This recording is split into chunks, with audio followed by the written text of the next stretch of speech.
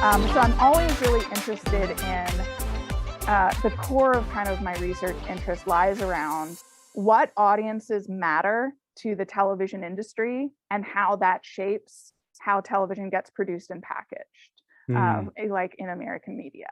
And so as I was wrapping up my research and publication of that book, came out in 2020, Oxford University Press, if anybody's interested, Divine Programming. We'll put the link in the description. Yeah. I've been a soccer fan all my life. I've been playing since I was 5. I still play. I was part of the generation of girls watching the 99ers and just fell in love with women's soccer first. And then as the Premier League became available in the US, my little Anglophile heart was like, well, yes, this is something for me. And as I got more into watching the Premier League, I also was like listening to the Men in Blazers podcast. That's a good one.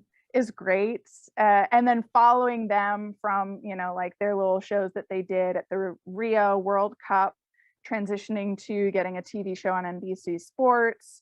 And then I actually went to BlazerCon, which was their fan convention, for research purposes, because I was like, I've got to see what this looks like in person. And that was where kind of everything coalesced in a way for me. I was like, when I get through with this dissertation project, this is the next big thing. Because so much of what I saw really perpetuated this idea of who watches soccer in the US, and it is a middle and upper middle class group that is primarily white, primarily coastal, primarily affluent.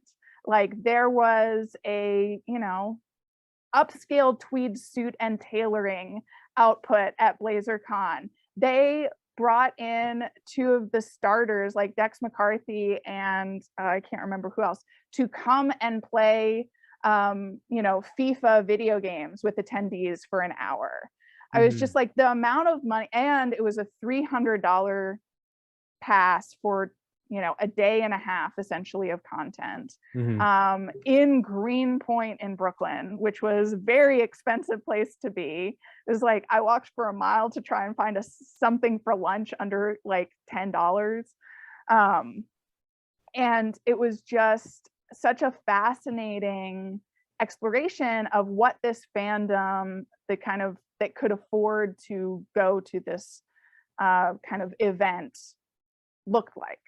And acted like and spent like, right? And that went alongside with, I started noticing the Premier League, morning show saying, retweeting and posting images from people's Twitter about my Premier League morning. Yeah. And the amount of screen, like just so many times where it's just like somebody is in their basement all Saturday morning with a giant TV screen and 3 computers and 2 tablets all open so they can watch all the games and then posting it. I was just I've never done that. I mean, I've done 2 or 3 screens at various points, but like we have to consider who can afford that much technology and who can afford to be, not doing childcare and not working on a Saturday morning for 4 hours at a time. And like in these big cavernous rooms that are very typical of upper middle class kind of suburban homes, in the basement, a room just for kind of the TV. And so all of these different things pointed to what I had suspected for a while was that, televised soccer outside of like major World Cup and sometimes Olympic events just cannot compete in terms of numbers with the viewership of the big 4 sports in the US, being American football, basketball, hockey, and baseball. And being a television scholar, I had seen in scripted television this transition of, okay, the mass audience no longer really exists. We can no longer guarantee like 15 million viewers, 20 million viewers, or, like at the height of Friends, sometimes 30 million viewers for a primetime show, for certainly not, maybe we can get 40 million for the Super Bowl, but,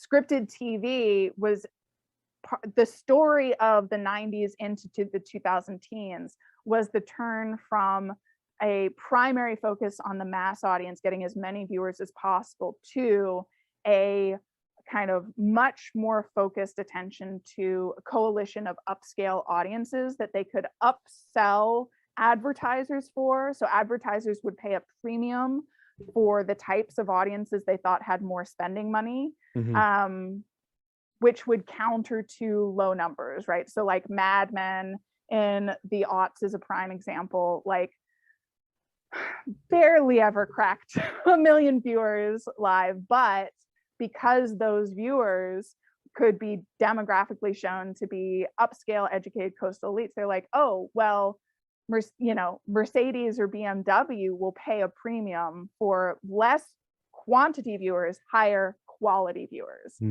Quality meaning like value to the advertiser. Right. And so much of television studies in that transition was tracing that. There's a great book called Legitimating Television by Newman and Levine that talks about this. And then I was like, oh my God, that's what's happening with soccer in this TV context, right? Soccer in the US, because of its European appeal, because of the demographic makeup of who plays historically, because of the US soccer system, kind of pay to play system in the US, that is what this framing reflects, right? It's clearly, why did NBC pay $6 billion in, I think it was 2012, for a couple of years of the Premier League, right? Just like blew out any other bid for the US broadcasting rights. It was because, and executives had said this at the time, it was like, that audience is very valuable to us, even if we only get, 250,000 viewers on a Saturday morning. That 250,000 viewers, one, helps up the subscribers to our NBC Sports cable channel, RIP. And two, right, we can get a lot more money of advertisers for relatively fewer viewers. And so my next book project is really kind of tracing that at various levels of the American TV industry, and how, MLS and Liga MX, which generally outdoes any other soccer league competition on US television in terms of numbers, but because they are Spanish language broadcasts, nobody in the TV industry pays as much attention, because part of the consequence of like studying which audiences matter is that the kind of systems of economic opportunity in the US are then perpetuated in terms of who advertisers think and can make the most money for them, or are most apt to spend money on the products that they're selling. Yeah, that makes sense. I was going to ask you about Liga MX because I have a lot of teammates from Mexican or like El Salvadorian or Guatemalan descent, and they all, like, when I'm hanging out with them, as always, it's always Spanish broadcasting. Yeah. Regardless of what the league is. And so I was wondering, like, are the numbers or the demographic of people watching, is that specifically Premier League and MLS, or does that encompass everything, like Bundesliga, like the ESPN Plus demographic as well, like all of that stuff? Because I know people who will, and obviously this is anecdotal, right? You've done all the research. I've done no research, but I'm still in early days of my research, so I'm still getting the full figures. And it's really, honestly, for streaming platforms, it is nearly impossible to get accurate data, other than like because they don't have to disclose it, other than in kind of shareholder reports, which can be hard to get on.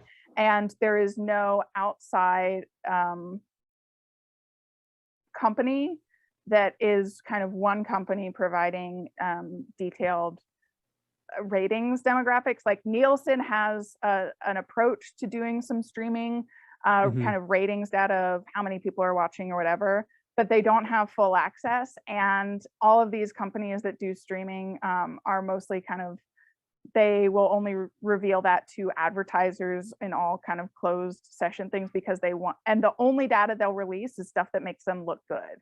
And there's even a note, there was a news story recently that Netflix actually, I think it was Netflix, changed how they measured their audience data so that a recent release could be the most watched thing on its platform so that they could claim that. Right? It's all black box behind the screen. Yeah. We don't have access to it. So instead, a lot of what I do is using what is released, but also looking at kind of patterns of ads and promos, where the kind of promotional money is spent, who gets kind of to be the voice or the face of the league, and how especially it gets talked about within kind of industry trends.